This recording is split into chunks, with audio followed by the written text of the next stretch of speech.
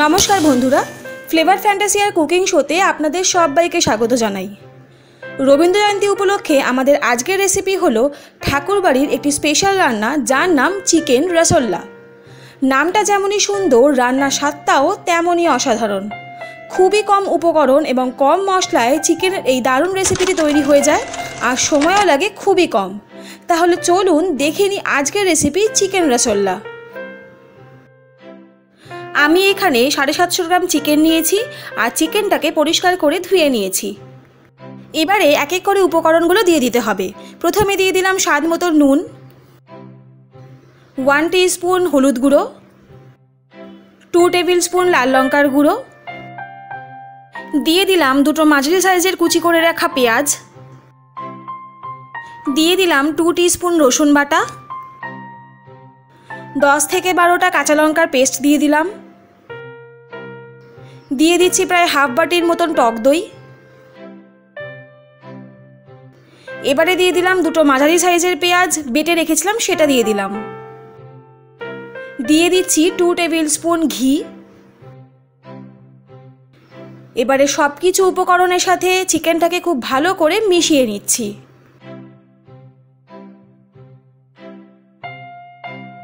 আমি এই রেসিপিটা চিকেন দিয়ে করেছি, আপনারা চাইলে কিন্তু মাটন দিয়েও করতে পারেন, রেসিপি কিন্তু সেম। দেখুন চিকেনটা মশলার সাথে খুব ভালো করে মাখা হয়ে গেছে। এবারে কড়াইতে পরিমাণ মতন সরষের তেল দিয়ে দিচ্ছি, দিয়ে দিলাম 2 টেবিল স্পুন ঘি। আপনারা চাইলে শুধু সরষের তেল বা শুধু ঘিতেও রান্নাটা করতে পারেন, তবে আমি এখানে সরষের তেল এবং ঘি দুটো মিশিয়ে করছি। সরষের তেল এবং ঘি ভালো করে গরম হয়ে গেলে তেলের মধ্যে এবার মশলা মেখে রাখা চিকেনটা দিয়ে দিলাম। এই রান্নাটা কিন্তু সম্পূর্ণ দমে হবে, তাই চিকেনটাকে মশলা মাখিয়ে একেবারে আমি তেলের মধ্যে ছড়িয়ে দিলাম।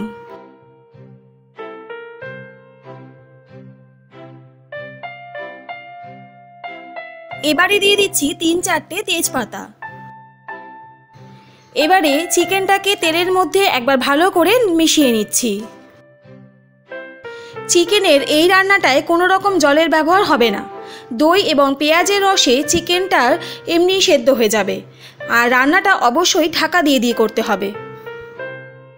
কড়াইয়ের ঢাকনাটা দিয়ে দিলাম প্রায় 10 মিনিটের জন্য। গ্যাসের ফ্লেম কিন্তু অবশ্যই লো টু মিডিয়াম রাখবেন। 10 মিনিট পর কড়াইয়ের ঢাকনাটা খুলে দিলাম। দেখুন চিকেন থেকে কিন্তু অনেকটাই জল বেরিয়ে এসেছে। চিকেনটাকে আমি আবারও ভালো করে মিশিয়ে নিচ্ছি। এই মেশানোর একটাই কারণ, সেটা হলো চিকেনটা যাতে নিচ থেকে লেগে না যায়। যেহেতু দমে হচ্ছে তাই মাঝে মাঝে ঢাকনাটা খুলে দিয়ে চিকেনটাকে এভাবে নেড়ে দিতে হবে।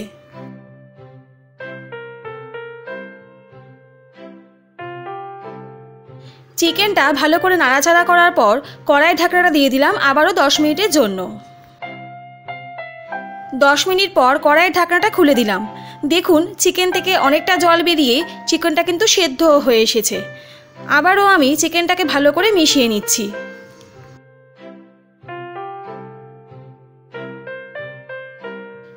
চিকেনটা মশলার সাথে ভালো করে মেশানো হয়ে গেলে আমি শেষবারের মতন 5 থেকে 7 মিনিটের জন্য কড়াইয়ের ঢাকনাটা দিয়ে দিলাম। 5-7 মিনিট পর কড়াইয়ের ঢাকনাটা খুলে দিলাম। দেখুন চিকেনটা খুব ভালো করে সেদ্ধ হয়ে গেছে এবং চিকেনের ঝোল থেকে তেলটাও উপরে ভেসে উঠেছে। এবারে আমি এর মধ্যে প্রায় 7-8টা চেরা কাঁচা লঙ্কা দিয়ে দিচ্ছি। ঝালটা আপনারা অবশ্যই আপনাদের পছন্দ মতন দেবেন, কারণ ওখানে আমি কিন্তু লঙ্কার গুঁড়ো এবং কাঁচা লঙ্কার পেস্ট দুটোই ব্যবহার করেছি।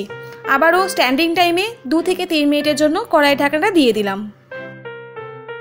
আমাদের আজকের রেসিপি রবীন্দ্র জয়ন্তী স্পেশাল ঠাকুরবাড়ির একটি স্পেশাল রান্না চিকেন রসোল্লা একদম তৈরি। শুধুমাত্র গরম গরম ধোয়া ওঠা ভাত আর সাথে পাতিলেবু বা গন্ধলেবু একটা টুকরো। আমাদের আজকের রেসিপি আপনাদের কেমন লাগলো অবশ্যই কিন্তু কমেন্ট বক্সে জানাবেন। আর যদি রেসিপিটা ভালো লাগে তাহলে প্লিজ চ্যানেলটা লাইক, শেয়ার অ্যান্ড সাবস্ক্রাইব করতে ভুলবেন না। আর পাশে থাকা বেল আইকনটা অবশ্যই প্রেস করে দেবেন, যাতে কোনো নতুন ভিডিও আপলোড হলে আপনাদের কাছে নোটিফিকেশন সবার প্রথম চলে যাবে। সবাই সুস্থ থাকবেন, ভালো থাকবেন। ধন্যবাদ পাশে থাকার জন্য।